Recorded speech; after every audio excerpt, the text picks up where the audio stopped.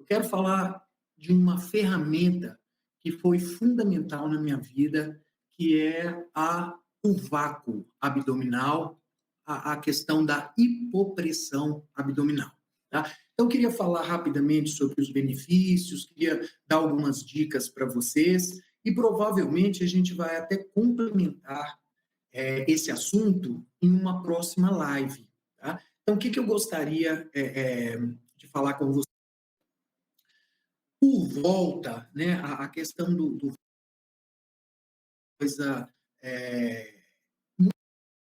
da estética, muito voltada à questão, né, do abdômen definidinho, né, da barriguinha seca, muito relacionado a essas questões que são importantíssimas também, né, da questão da estética, da beleza, da autoestima, tá? Mas eu queria justamente nessa live expandir um pouco mais esse assunto para vocês.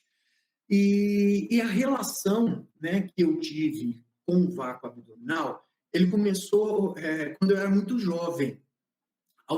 Por alguma razão, intuitivamente, eu, menininho aí, por volta de 7, 8 anos, eu impressionava, né, os familiares, meus avós, meus pais, porque eu murchava a barriga de uma forma super efetiva, né? Aquele molequinho mineirinho, né, magrinho e tal, puxava a barriga, eles ficavam assustados, menino, não faz isso aí vai fazer mal, né? Então, eu já tinha uma facilidade em executar esse movimento proprioceptivamente, tá? E não era uma coisa especial minha, né? A molecada também, meus amigos, todo mundo tinha conseguido, você faz isso, eu faço também, né? E a gente dava aquela murchadona na barriga. Esse aspecto me acompanhou, né? Até que, por volta dos 10 anos de idade, 9, 10 anos de idade, eu conheci o yoga. Eu fui passar férias com meus pais no Rio, com meu pai no Rio, e tinha uma prática, e fui numa prática de yoga. E nessa prática de yoga, eu vi o professor executando aí o Dhyana Bandha, essa técnica de vácuo, né, extremamente eficiente, associada a uma projeção e a um movimento do abdômen que é chamado então de Nauli.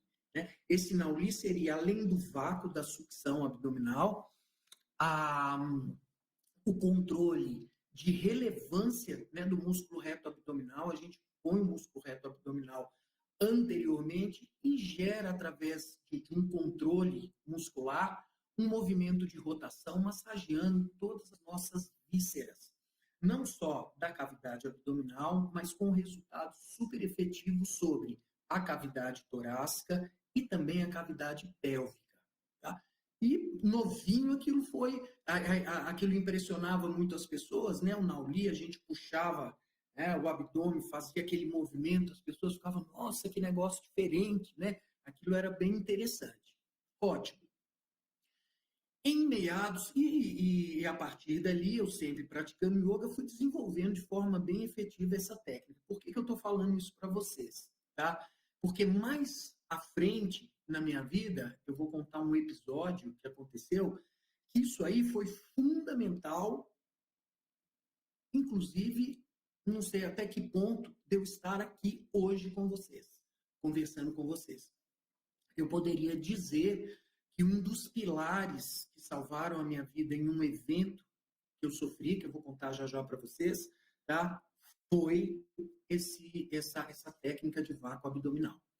Bom, enfim, por volta de finalzinho da década de 80, comecinho da década de 90, até então, né, era só os caras esquisitos que faziam esses movimentos, né? Ou era professor de yoga, era o pessoal underground, né, o pessoal mais ripão e que trabalhava muito o corpo, que trabalhava a questão da terapia haitiana. Então, era um pessoal meio diferente, que de alguma forma conseguia executar aí vamos dizer, essa manobra que até então considerada do yoga. Então, lá por volta, né, do finalzinho de 80, do finalzinho de 90, a técnica de vácuo abdominal, ela surge, né, de uma forma assim explosiva, né? e passa a se transformar, começa, né, na região, nos Estados Unidos, e aquilo começa na Austrália, e aquilo começa a se espalhar com um foco, né? O foco principal seria o quê? O trabalho de concentração, de fortalecimento, de modulação da gordura abdominal, né? Uma expectativa, uma característica, desculpa, bem estética, tá?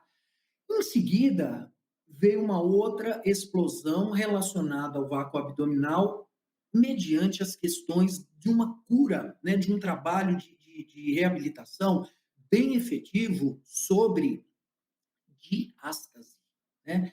Então, a diástase, ela é uma disfunção, tá, que ocorre geralmente na gestação, mas não necessariamente só na gestação. Tá? Muitos atletas de alta performance, muitas pessoas que trabalham com fisiculturismo, eles vão sofrer um processo de diástase. Tá? A diástase, ela tem uma característica genética. Algumas pessoas têm uma propensão ao enfraquecimento desses tecidos que eu vou explicar rapidamente para vocês agora, tá? Agora, é muito comum o desenvolvimento da diástase pós-gestação, tá? Pessoas que engordaram, né, de forma rápida e pessoas que tiveram um aumento acentuado da proeminência abdominal também tem uma tendência a desenvolver essa diástase. Então, no mundo em que as pessoas estão se tornando obesas, você imagina que o número de pessoas que desenvolveram a diástase aumentaram bastante. Tá? E o que é essa tal de diástase? A diástase é uma ruptura, tá, da linha alba. A linha alba é uma fáscia, né, que atravessa o nosso abdômen, desde o processo xifoide, aqui na região do osso externo, até a região púbica. E essa fáscia, na verdade, chama linha alba, porque quando você disseca o cadáver para estudar anatomia, você vê, né, que é uma linha branca, daí o nome linha alba, ligando os dois lados dos músculos reto-abdominais, ligando os 4 ventres dos músculos reto-abdominais. Tá? Então, olha que interessante. Conforme o nosso abdômen vai crescendo, expandindo, né? Seja por um processo de gestação, seja por um processo de abdômen mesmo dilatado, de obesidade, ou por esforço, isso é muito importante, tá? Esses músculos reto-abdominais, eles vão se abrindo, tá?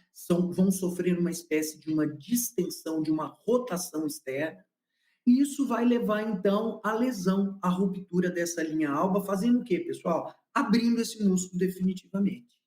E a pessoa fica com um espaço grande no centro, na linha média, né? No centro do abdômen, e dependendo do esforço, do mínimo esforço que esse indivíduo faça, ele vai ver uma espécie de uma elevação, de uma triangulação do abdômen vindo para fora do reto abdominal. Tá? A gente diria que é uma parte do peritônio, de uma fáscia que envolve o intestino. Então, aquilo, dependendo do teste, né, do esforço que você faz, aquilo sofre uma proeminência, tá?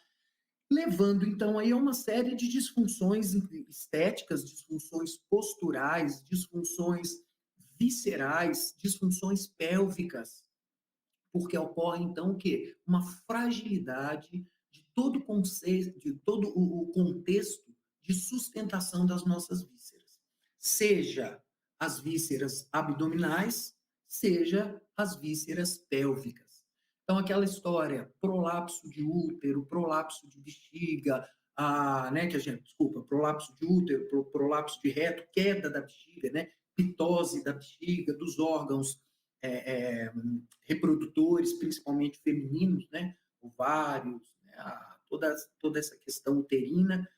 Isso tem uma relação muito profunda, muito próxima ao quê, pessoal? A sustentação da nossa linha alba, dos nossos músculos que fazem parte do núcleo. Calma que eu já vou explicar, tá? Bom, Com esse evento, com vários estudos nessa época, então, começa a explodir aí uma série de pesquisas e estudos, né, científicos sobre a questão dessa técnica em relação à reversão desse quadro de diástase. Esse processo ele vai ocorrendo, os estudos vão se desenvolvendo e acaba que se estabelece um protocolo para tratamento de diástase não invasivo. Ou seja, porque até então, o único tratamento realmente efetivo para diástase era cirúrgico, né? Então era o quê? Era sutura, né? Era aberto o abdômen, né? Aberta a barriga, aí era suturado o músculo reto abdominal, aproximando, né, as bordas desse reto abdominal, fazendo com que a sutura ela substituísse essa função da linha alba, tá? Então, com esses estudos, percebeu-se o quê? Que a técnica de vácuo, associado a umas outras questões, que depois a gente fala sobre isso, era extremamente efetiva no tratamento e na reabilitação da diástase. Então, isso aí expandiu, né? Então, virou um boom, principalmente nesse meio aí da estética. Percebeu-se o quê? Que através do vácuo abdominal, nós também conseguimos perder a tal da gordura visceral. E mediante algumas técnicas de vácuo mais aprimoradas, né, nós conseguimos o quê? Aumentar a produção de fibroblastos, ou seja, uma substância que auxilia na cicatrização dessa linha alba. E esse trabalho foi se desenvolvendo até que ficou muito, vamos dizer, muito evidente, muito relevante a questão do vácuo abdominal relacionado a essa nossa cultura ocidental de estética, de beleza e terapeuticamente só se conhecia até então a questão dos benefícios para a diástase, né? Legal. Década de 90, por aí. Como nós já vivenciávamos uma experiência dentro do mundo, do universo do yoga, nós já sabíamos da questão do Dhyana Bandha.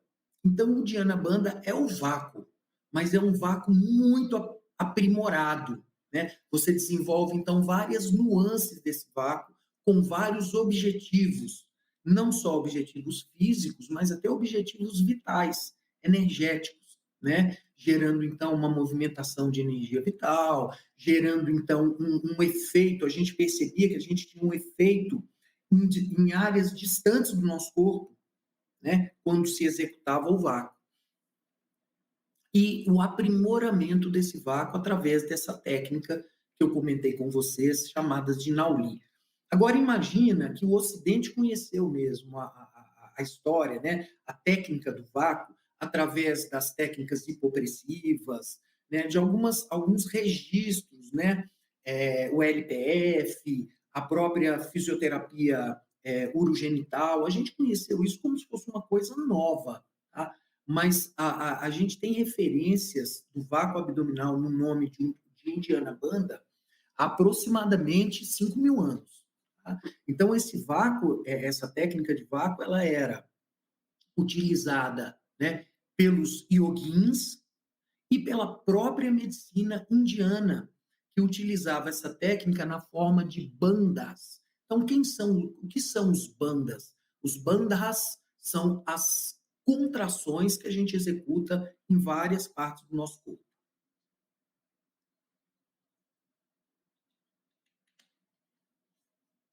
Nessa época, então, eu já ministrava cursos de yoga, já trabalhava, né, nessa área terapêutica, né, na quiropraxia, na fisioterapia, tá? E quando ocorreu uma experiência muito forte na minha vida, muito marcante na minha vida, tá?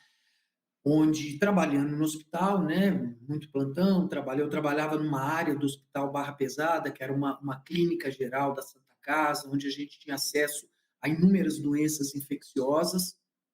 Eu acabei me contaminando com um vírus, né? E esse vírus, ele teve uma afinidade, né? Vamos dizer, ele foi direto para uma área do meu sistema nervoso central. E eu acabei tendo uma doença gravíssima chamada mielite transversa. Ah, essa mielite transversa, a princípio, não sabíamos que ela se desenvolveu por uma infecção, acreditava-se que era até uma doença autoimune, uma coisa que eu achava muito difícil de acontecer, porque pela questão do yoga, a gente tem uma boa administração do estresse, né? E geralmente as doenças autoimunes, elas têm muito essa característica de descompensação, tá? Bom, enfim, o que que aconteceu? Em alguns peguei essa infecção e em um determinado momento eu tive muita dor pélvica. Um dia eu tive uma dor pélvica em toda a região pélvica muito forte e uma dor sacral na região do osso sacro extremamente forte. Tá? No outro dia eu já não estava mais urinando. Aí vai, procura um atendimento, procura outro atendimento, vai, toma um medicamento, toma outro tal. Em 2 dias eu estava com um negócio chamado bexigoma, né? Que é quando você não consegue urinar, a bexiga vai dilatando, dilatando, dilatando, e no final da história você precisa colocar uma sonda, a tal da sonda de alívio, tá? Pois bem, fiz essa sonda de alívio, saiu aquele xixi, mas no outro dia, galera, as pessoas que me conhecem, né, que fizeram curso comigo, os meus amigos, eles sabem dessa história, que ocorreu há 23 anos atrás. 23 anos. Eu tinha minha filha mais novinha, a Cacá, ela tinha 6 meses. Cara, outro dia, cadeira de roda. Não mexia mais nada. 1 ano de cadeira de roda, né?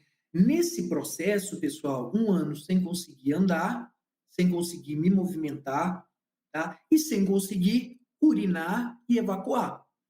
Então, nesse processo de 1 ano, o que eu precisava fazer? Lavagens, né? Inúmeras lavagens, os clisteres, né? Que eu tinha já uma habilidade por causa do yoga, a gente tem uma área do yoga que chama Kriyas. Os Kriyas são limpezas específicas. Então, a princípio, né, o pessoal do hospital fazia, mas depois eu comecei a fazer essas limpezas intestinais sozinhas. Mas o grande, desculpa estar, né, falando muito de mim, mas é onde eu quero chegar com o objetivo dessa live, tá? Mas o que mais me incomodou nesse processo todo, assim, o que foi muito difícil para eu administrar em termos emocionais, em termos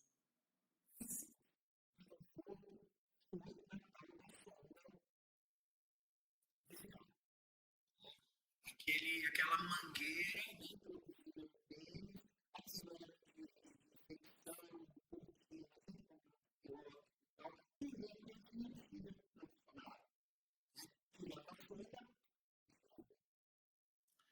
Iniciamos, então, um processo diferente de tratamento, né?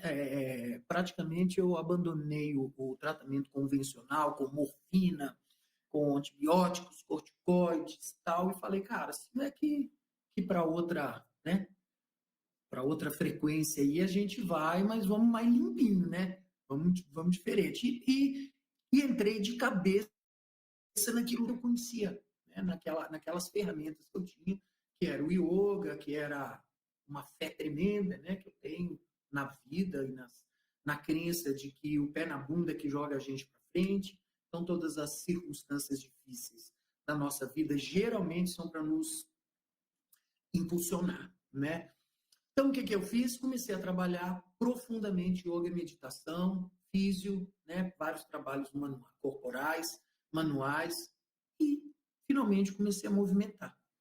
Comecei a mexer o dedão do pé, depois fui mexendo o pé, fui adquirindo essa mobilidade, daqui a pouquinho eu já estava conseguindo levantar com o andador, daqui a pouquinho eu estava de muleta, e daqui a pouco eu estava na cachoeira de muleta, continuando trabalhando, né, de muleta e pá, mas aquela bendita sonda ali que era. Então, assim, o primeiro efeito dessa neurite, né, no meu corpo foi na área sacral, que é o comando um dos comandos da bexiga, tá? Que é a inervação, que a gente fala inervação parasimpática, vagotônica da bexiga, tá? Justamente aonde? Entre a segunda vértebra sacral, S2 e S3, onde saem os nervos que vão comandar a contração da bexiga.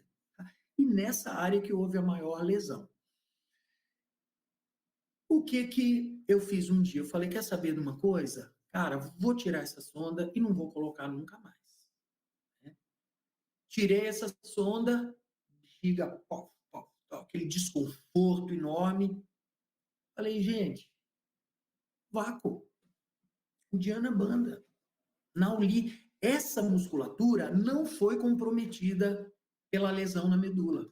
Então, eu conseguia fazer perfeitamente os movimentos de sucção, os movimentos de Nauli, né? Evidentemente, eu estava com uma certa atrofia pelo tempo que eu fiquei, né, praticamente imobilizado, paraplégico e tal. Cara, soquei a bota no treinamento.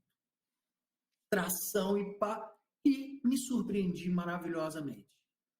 O vácuo, que é o chamado, né? Os indianos chamam de Uniban, a gente chama de vácuo hipopressivo. O que aconteceu? Cara, apertou a bexiga, fez a função do nervo que estava comprometido. Uf, fiz xixi. Mas ainda tinha mais um pouquinho. Fui fazendo Nauli, xixi. Aí me surpreendi, porque também consegui evacuar. Falei, cara, esse lance é o grande lance da minha vida. Comecei, já tinha aquela habilidade, comecei a exercitar, né, de forma mais efetiva, e praticamente, pessoal, até hoje, tá? Tem 23 anos, nunca mais coloquei aquela sonda. Ainda tenho essa lesão de forma agravante, nunca mais fiz lavagem, tá? Mas se tornou um hábito, né? Vou no banheiro, faço Nauli, faço meu xixi. Então, olha só que interessante, né? E vagarosamente, esse exercício, esse estímulo, ele de uma certa forma parece que aliviou vamos dizer, a sensibilização do nervo, né? E hoje eu tenho uma associação, os nervos da bexiga estão voltando, os nervos dos intestinos estão voltando, melhoraram muito, por volta aí de uns 60% da sua atividade mielínica, né? E eu complemento todo esse processo através do Nauli e do Diana Banda. Então, cara, isso modificou minha vida. Eu levo uma vida praticamente normal, tá? Sendo que eu acredito, se não fosse essa técnica, talvez eu estivesse até hoje na cadeira de roda com uma sonda, né? Então, hoje a gente vê o quê? Uma expansão muito grande de estudos sobre tudo isso que eu estou falando para vocês. E finalmente, a gente montou um esquema e um protocolo cujo objetivo, tá, é levar isso. A gente é levar isso para as pessoas, né? É melhorar a qualidade de vida das pessoas em várias proporções, em várias escalas, tá? Não só as pessoas com problemas neurológicos, não só as pessoas com problemas pélvicos, tá? Porque, olha só, eu sou fã dessa técnica por tudo isso que eu comentei com vocês. Mas isso não é nada, pessoal, ainda, tá? Porque, olha, imagina que coisa fantástica. Um movimento desse, associado ao Nauli, que é o trabalho de mobilização das vísceras, ele vai gerar inúmeros benefícios. Então, a ideia dessa live hoje foi justamente falar, né, sobre esses benefícios. Tá? Então, olha, além da questão estética, além da questão da diminuição acentuada da gordura visceral, tá? Porque esse movimento ele acaba o quê? Trabalhando o pâncreas, diminuindo picos de insulina mecanicamente. E a gente sabe o quê? O pico de insulina é que vai produzir aí a gordura abdominal, né? A gordura que vai ficar entre as alças do intestino, que vai formar aí uma esteatose, que é uma gordura hepática, né? Enfim, assim, existe todo um contexto metabólico que essa técnica nos ajuda muito.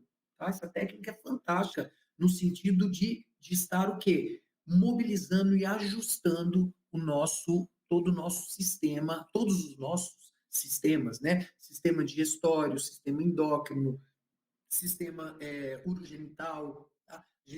Cardiorrespiratório, né? Tudo isso vai ser estimulado mecanicamente por essa técnica. Melhorando o quê, pessoal? Os movimentos peristálticos. Lembrando, olha só, que às vezes o leigo tem a impressão do quê? Ó, que os órgãos estão voando dentro da barriga, né? Ah, o fígado está aqui, está solto ali, parece que é aquela história da, como é que chama, das vísceras, igual quando abre uma galinha, né, para tirar o miúdo ali na ideia que se tem. Gente, todo o nosso corpo, ele é dividido em compartimentos extremamente definidos, tá? E esses compartimentos, eles são divididos por um tecido que é chamado de fáscia, tá? Então, essa fáscia, ela vai se dobrando e embrulhando cada parte do nosso corpo. Embrulha o coração, embrulha o fígado, embrulha o pulmão, né? E ao mesmo tempo que ela embrulha cada órgão, né, cada víscera, cada estrutura anatômica, ela também, de uma forma única, ela os une, tá? Então, olha só, muitas das nossas doenças, muitas das nossas mazelas aí, físicas e até emocionais, estão muito relacionadas a quê, pessoal? Ao desabamento dessas, vamos dizer, desses compartimentos. Essa fáscia enfraquece por inúmeras circunstâncias, tá? Desde circunstâncias posturais, como uma pessoa que fica 8 horas sentado na frente do computador, 10 horas sentado, tá? Evidentemente que essas vísceras estão sofrendo uma pressão acentuada. Esses compartimentos que moldam essas vísceras, eles vão sofrer, tá? Eles vão sofrer o quê? Alterações. E essas vísceras vão sofrer quedas, que a gente chama de ptose, rotações, torções, inflamações, aderências, tá? Gerando, então, o quê?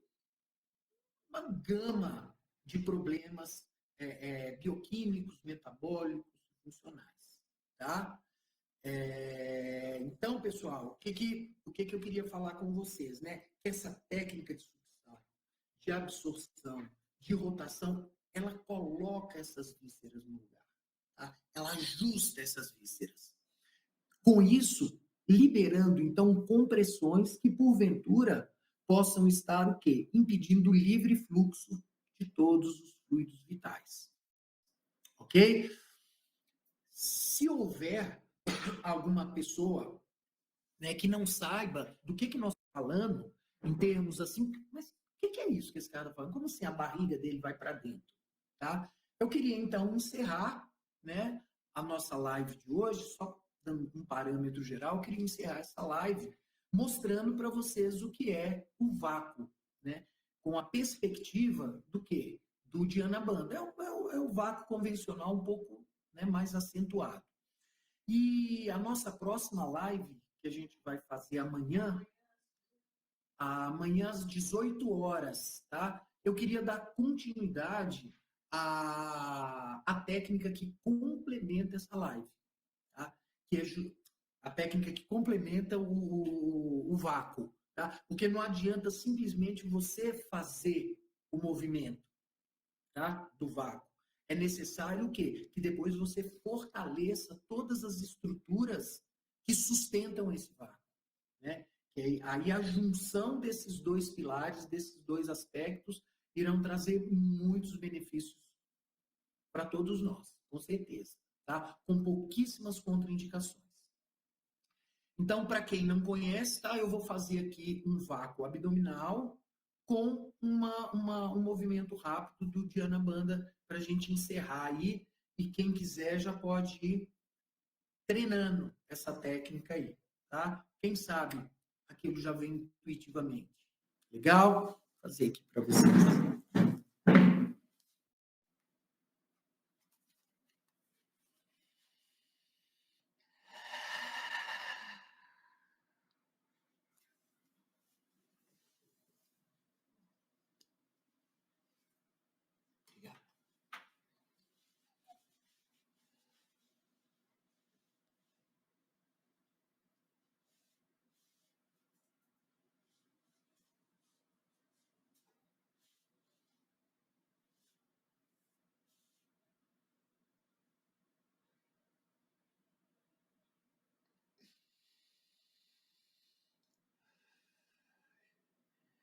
E agora o Nauli.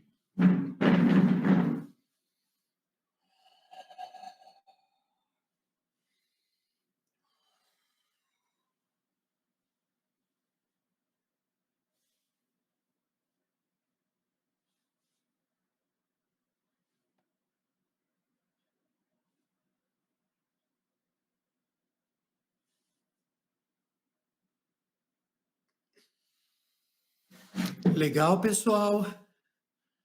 Não é tão difícil quanto parece, tá? Com técnicas específicas, com orientação específica, a gente consegue rapidamente desenvolver essa propriocepção e a capacidade de exercer esse exercício aí de várias formas.